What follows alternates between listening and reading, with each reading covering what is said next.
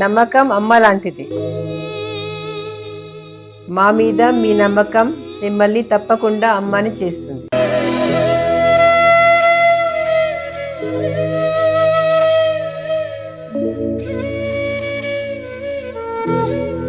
నేడు ఎంతో మంది మా మీద నమ్మకంతో అమ్మాయారు. మీకోసం అమ్మతనం ఎదురు చూస్తుంది. వివరాలకు సంప్రదించండి. Kiran infertility centre, Hyderabad, Bengaluru, Chennai, Delhi. శ్రీమాత్రే నమః. జై గురు దత్తాత్రేయ నమః. కుజగ్రహం మానవుల యొక్క జీవితాల్ని తారుమారు చేస్తూ, వివాహాల్ని విచ్ఛిన్నం చేస్తూ, అటు అబ్బాయిల్ని అటు అమ్మాయిల్ని, ఇప్పుడున్నటువంటి పరిస్థితుల్లో మగవాళ్ళకి ఎదురవుతున్నటువంటి ఆలస్య వివాహాలు, స్త్రీల యొక్క ఆధిపత్యం పెరగడం, ఇవన్నీ కూడా కుజగ్రహ ప్రభావం వల్ల జరుగుతూ ఉంటాయి. సో ఏదైనా ఒక వ్యక్తి జీవితంలో వాడు స్వతంత్రంగా జీవితంలో ఎదగాలన్నా, నిలదొక్కుకోవాలన్నా, ధైర్యంగా ఒక ఉద్యోగం చేయాలన్నా, వ్యాపారం చేయాలన్నా, అసలు ధైర్యంగా బయట ప్రపంచంలో బతకాలన్నా కూడా కుజగ్రహ అనుగ్రహం తప్పనిసరి. అటు ధైర్యానికి కారకుడు, కాన్ఫిడెన్స్కి కారకుడు, విజయాలకు కారకుడు అవుతూ ఉంటాడు. అలాగే వ్యక్తి యొక్క సంపాదనకి కూడా కుజుడే కారణమవుతుంటాడు. ఇప్పుడు ముఖ్యంగా ఆర్థిక విషయాల్లో ప్రముఖంగా ఉన్నటువంటి రియల్ ఎస్టేట్ రంగాన్ని పరిపాలిస్తుంది కూడా కుజగ్రహమే.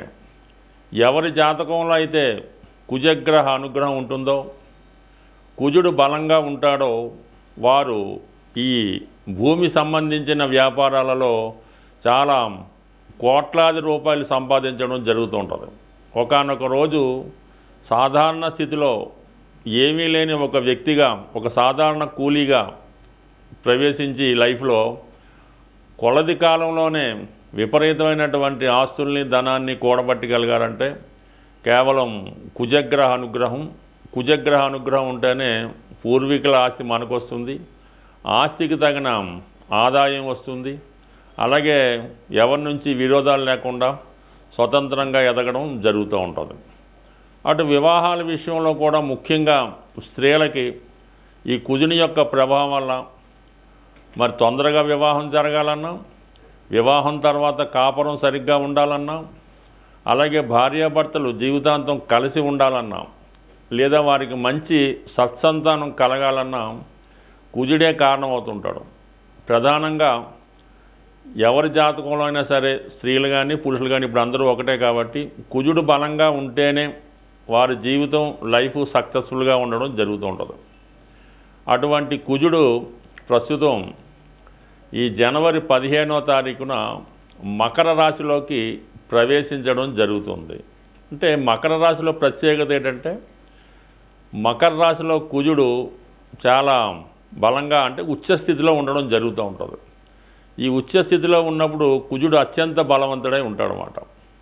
ఇది ఎప్పటి వరకు? ఫిబ్రవరి 23వ తారీఖు వరకు అదే రాశిలో సంచారం జరుగుతూ ఉంటుంది. సుమారుగా 48-49 రోజులు, అటు ఇటుగా 50 రోజుల సంచారంలో కుజుడు ఈ స్వక్షేత్రంలోకి వచ్చిన, ఉచ్చక్షేత్రంలోకి వచ్చిన ఈ పంచమహాపురుష యోగాల్లో రుచిక మహాపురుష యోగం అనే ఒక యోగాన్ని యాక్టివేట్ అవుతుంది.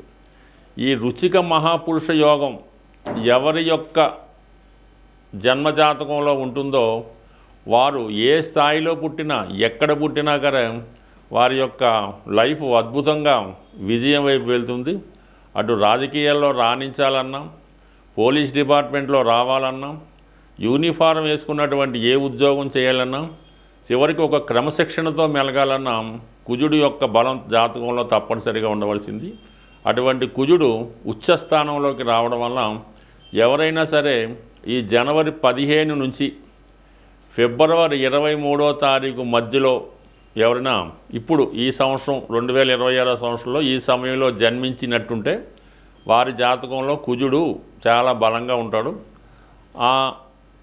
ఈ సమయంలో జన్మించినటువంటి సంతానం వల్ల వాళ్ళ తల్లిదండ్రులు కూడా అభివృద్ధిలోకి రావడం జరుగుతూ ఉంటుంది. ఈ పిల్లవాడు కూడా చాలా మంచి నాయకత్వ లక్షణాలతో తొందరగానే సంపాదించి తల్లిదండ్రుల యొక్క యోగక్షేమాలు చూసుకోవడానికి కూడా ఎక్కువ బలమైన అవకాశం ఉంటుంది. అయితే అందరూ అనుకున్నట్టు ఈ కుజదోషం వల్ల స్త్రీల జాతకంలో ఇబ్బందులు వస్తాయని, పురుషుల జాతకంలో ఇబ్బందులు వస్తాయని అనుకుంటారు. అది కొంతవరకు వాస్తవమే, కానీ అది వ్యక్తి యొక్క ప్రవర్తన ద్వారా, అతని క్రమశిక్షణ ద్వారా, అతని నడవడిక ద్వారా కుజుడిని వాళ్ళకి అనుకూలంగా మార్చుకునే అవకాశం ఉంది. ఏ గ్రహాన్నైనా కూడా పరిహారం ద్వారానో వ్యక్తిగతంగానో మార్చుకోవచ్చు. కుజుడు మరీ సులభంగా ప్రసన్నుడవడం జరుగుతూ ఉంటుంది. మీరు చేయవలసిందల్లా కుజుడికి అనుకూలంగా శారీరక శ్రమ, వ్యాయామం, అలాగే క్రమశిక్షణ, దుర్వ్యసనాలకి దూరంగా ఉండడం వల్ల కుజుడు ఏ స్థానంలో ఉన్నా మీకు పాజిటివ్గా మారి కుజుని యొక్క ఫలితాలు ఇవ్వడానికి సిద్ధంగా ఉండడం జరుగుతుంది. నవగ్రహాలలో అతి శీఘ్రంగా మీకు ఫలితాన్ని ఇచ్చే గ్రహం కుజగ్రహం. అటువంటి కుజగ్రహం అనుగ్రహం కోసం మరి ఏ రాశుల వారికి ఏ విధంగా ఉంటుందన్నది ఈ వీడియోలో క్షుణ్ణంగా వివరంగా తెలుసుకుందాం. అలాగే కుజుని యొక్క పరిహారాలు కూడా ఈ వీడియో చివరిలో తెలుసుకొని అందరూ విజయం సాధిస్తారని ఆశిస్తూ స్వస్తి. శ్రీమాత్రే నమ. మేషరాశి వారికి కుజగ్రహ ప్రభావం పరిశీలించినప్పుడు మేషరాశి వారికే కుజుడు రాశ్యాధిపతిగా, అష్టమాధిపతిగా ఉండడం వల్ల వారి యొక్క జీవితం వారి సొంత నిర్ణయాలతో వారు చేస్తున్నటువంటి కార్యక్రమాలు అనొచ్చు, పనులు అవ్వచ్చు, వాటి ద్వారా విజయం సాధించాలన్నా పతనం చెందాలన్నా వారికి వారే కారణం అవుతూ ఉంటారు. ఎందుకంటే అష్టమాధిపత్యం ఉండడం వల్ల. అయితే కుజుడు ప్రస్తుతం దశమ స్థానంలోకి రావడం వల్ల, ఉచ్చస్థితిలోకి రావడం వల్ల ఈ మేషరాశి వారికి ప్రత్యేకంగా రుచిక మహాపురుష యోగం అన్నది ఏర్పడడం జరిగింది. ఇది దశమ స్థానంలో ఏర్పడడం వల్ల ఈ రాశి వారికి ఉద్యోగపరమైనటువంటి అభివృద్ధి అన్నది రావడం జరుగుతూ ఉంటుంది. అయితే ఒక విధంగా మనం పరిశీలించినప్పుడు రాశ్యాధిపతి దశమ స్థానంలోకి వచ్చినప్పుడు జాతకుడు స్వయం కృషితో ఎవరి సహకారం లేకుండా తన వ్యక్తిగత క్వాలిఫికేషన్తో ఉద్యోగ ప్రయత్నంలో విజయం సాధించడం జరుగుతూ ఉంటుంది. అష్టమాధిపతిగా దశమ స్థానంలోకి వచ్చినప్పుడు ఆల్రెడీ ఉద్యోగం చేస్తున్న వాళ్ళకి సడన్గా ప్రమోషన్ రావడం కానీ, అభివృద్ధి రావడం కానీ రావడం జరుగుతుంటుంది. నిరుద్యోగులకు కూడా ఈ సమయంలో ఉద్యోగ ప్రయత్నాలు ఫలించే అవకాశం అది ఉంటుంది. కాబట్టి సాధారణంగా ఈ కుజుడు అటు పోలీస్ డిపార్ట్మెంట్కి, ఎక్సైజ్ డిపార్ట్మెంట్కి, అధికార హోదా కలిగినటువంటి అన్ని ఉద్యోగాలకి కారణమవుతుంటాడు. ఒక విధంగా కుజుడు ప్రభుత్వ ఉద్యోగానికి కూడా కారణమవుతుంటాడు. కాబట్టి అటువంటి ప్రయత్నం ఈ సమయంలో ఎవరు చేస్తున్నా సరే కంప్లీట్గా వారికి ఉద్యోగపరమైనటువంటి విజయం రావడం 100% రావడం జరుగుతూ ఉంటుంది. అంటే క్రమశిక్షణతో కూడుకున్నటువంటి ఉద్యోగానికి, ఒక డిసిప్లిన్తో కూడుకున్న ఉద్యోగానికి కుజుడు కారణమవుతుంటాడు. కాబట్టి ఈ సమయంలో మీ ప్రయత్నం ప్రారంభిస్తే కంపల్సరీగా విజయం అన్నది మీకు రావడం జరుగుతూ ఉంటుంది. దాంతో ఎవరైతే మేషరాశిలో భూమికి సంబంధించినటువంటి రియల్ ఎస్టేట్ రంగంలో ఉన్నారో వారికి 100% రాబోయే జనవరి 15 నుంచి ఫిబ్రవరి 23 మధ్యలో వారి జీవితంలో ఇప్పటి వరకు చూడనటువంటి గొప్ప అభివృద్ధిని వారు సాధించగలుగుతుంటారు. మీరు ఒక రియల్ ఎస్టేట్ ఓనర్గా ఉన్నాం, ఒక ఏజెంట్గా ఉన్నాం, ఒక బ్రోకర్గా ఉన్నాం, మీకు కంపల్సరీగా తగు విధంగా ఫలితం రావడం జరుగుతుంది. సుమారుగా ఈ రియల్ ఎస్టేట్ రంగంలో ఉన్న వాళ్ళకి ఒక 2 సంవత్సరాలుగా పెద్దగా అభివృద్ధి అన్నది రావడం లేదు. అంటే 2024, 2025 కూడా చాలా ఇబ్బంది పడడం జరిగింది. ఆ 2 సంవత్సరాల్లో మీకు కలిగినటువంటి నష్టాన్ని కేవలం ఈ ఒక్క సమయంలోనే మీరు పుంజుకోవడం జరుగుతుంటుంది. కాబట్టి గట్టిగా మీరు కృషి చేస్తే 100% దాంట్లో విజయం సాధిస్తారు. ఇది స్త్రీలకు కూడా చాలా వరకు అవకాశం ఉంటుందన్నమాట. స్త్రీలకు కూడా మీకు వ్యక్తిగతంగా మీ సంతానానికి కానీ, మీ భర్త గారికి కానీ అనూహ్యంగా అభివృద్ధి రావడం అన్నది జరుగుతూ ఉంటుంది. అయితే దశమ స్థానంలో ఉన్నటువంటి కుజదోషానికి ఉండదు అన్నమాట. కుజుడికి దశమ స్థానం అనేది కుజదోషం ఉండదు. అయితే ఏంటంటే కుజుడు దశమ స్థానంలో దిగ్బలం పొందడం వల్ల ఎంతో బలమైనటువంటి ఉత్సాహాన్ని, విజయాన్ని జాతకులకు ఇవ్వడం జరుగుతూ ఉంటుంది. అలాగే ఏదన్నా మీకు దీర్ఘకాలిక అనారోగ్య సమస్యలు ఉంటే, అంటే వాళ్ళ ఏజ్ని బట్టి పెద్దవాళ్ళు ఎవరన్నా ఉంటే వారికి ఏదన్నా సర్జరీ కానీ ఆపరేషన్ కానీ అలాంటివి, అంటే చిన్న చిన్నవి ఏమైనా వ్యక్తిగతంగా వైద్యం లాంటి సేవలు తీసుకుంటే ఈ సమయంలో తొందరగా క్యూర్ అయి చాలా కాలంగా వేధిస్తున్నటువంటి అనారోగ్య సమస్యల నుంచి బయటపడే అవకాశం ఉంటుంది. శ్రీమాత్రే నమ. జై గురు దత్తాత్రేయ నమ. కుజగ్రహ అనుగ్రహం పొందాలంటే, చాలా సులువుగా తొందరగా పొందాలంటే ఆంజనేయ స్వామి యొక్క ఆరాధన. ప్రతి మంగళవారం ఆంజనేయ స్వామి వారిని దర్శించుకొని ఒక 5 ప్రదక్షిణలతో స్వామిని పూజించడం వల్ల, ప్రతిరోజు హనుమాన్ చాలీసా పారాయణ వల్ల మీకు రొటీన్గా ఉన్నటువంటి సమస్యలకి పరిష్కారం దొరుకుతూ ఉంటుంది. ఏదైనా ఎక్కువ పెద్ద సమస్య ఉన్నప్పుడు మీరు వివాహానికి సంబంధించిన సమస్య, పెళ్ళి అవడం లేదు, భార్యాభర్తల మధ్య విభేదాలు, అన్నదమ్ములతో గొడవలు ఇలాంటివి ఉన్నప్పుడు కంప్లీట్గా ఒక మంచి రోజు చూసి మీ యొక్క సాధన తార వచ్చిన రోజు స్వామివారి ఆలయంలో సింధూరంతో అభిషేకం చేయించడం, అదే రోజు తమలపాకులతో అర్చన చేయించి, ఇలాగా ప్రతి మంగళవారం ఒక 8 వారాలు అనుకొని, అయితే ఈ 8 వారాలు కూడా మీరు బ్రహ్మచర్యాన్ని పాటించవలసి ఉంటుంది. బ్రహ్మచర్యం అంటే స్వామికి ఇష్టం కాబట్టి బ్రహ్మచర్యాన్ని పాటించాలి. ఎవరో ఒకరికి మీరు కొద్దిగా హెల్ప్ చేస్తున్నట్టు ఉండాలన్నమాట. వారి యొక్క సేవకుడుగా ఉండవలసి ఉంటుంది. తండ్రి గారికో తల్లి గారికో అన్నదమ్ములకో కొద్ది సేవకుడుగా వారికి కావాల్సిన పనులు చేసి పెడతా ఉంటే ఆటోమేటిక్గా మీకు స్వామి అనుగ్రహంతో కొన్ని జటిలమైనటువంటి కుటుంబ సమస్యలకి పరిష్కారం అనేది దొరుకుతూ ఉంటుంది. అయితే సంతాన దోషం ఉన్న వాళ్ళకి ఏంటంటే సుబ్రహ్మణ్య స్వామి వల్ల, అది కూడా కుజుడి యొక్క అంశ కాబట్టి, అంటే సుబ్రహ్మణ్య స్వామి అంశగా కుజుడు. ఈ సుబ్రహ్మణ్య స్వామిని మంగళవారం రోజు మరి పిల్లల యొక్క సమస్యలు, పిల్లలకి అడగం లేదు, పిల్లలకి అనారోగ్య సమస్యలు, ప్రెగ్నెన్సీ పోతం జరుగుతుంది, గర్భం నిలబట్టలేదు, ఇటువంటి సమస్యలకి మంగళవారం రోజు సుబ్రహ్మణ్య స్వామి వారికి అభిషేకం చేయవలసి ఉంటుంది.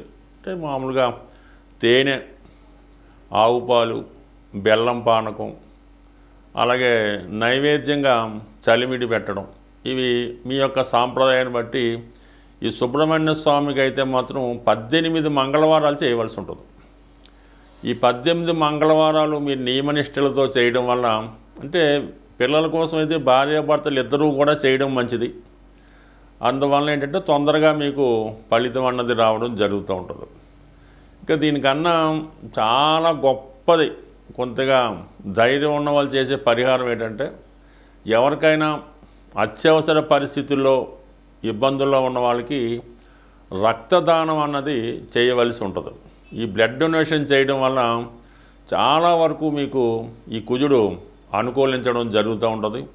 కుజుడు వల్ల ఏదన్నా ఉద్యోగం రావాలన్నా, రుణాలు తీరాలన్నా, ఎటువంటి గొప్ప సమస్య అయినా సరే ఈ రక్తదానం వల్ల మీకు క్యూర్ అవ్వడం జరుగుతూ ఉంటుంది.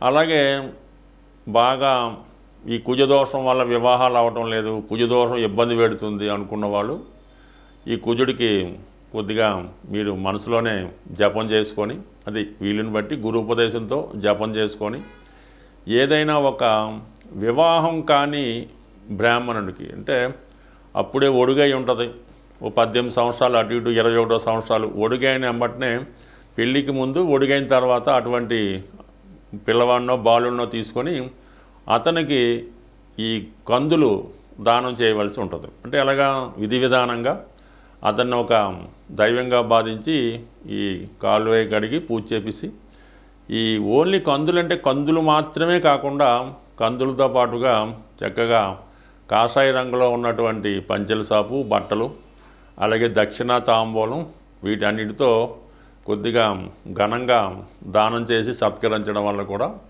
కుజుని యొక్క దోషం పరిహారం అయ్యే అవకాశం ఉంటుంది. అనేక ప్రాంతాల్లో అనేక రకాలుగా ప్రభావం ఉంటుంది.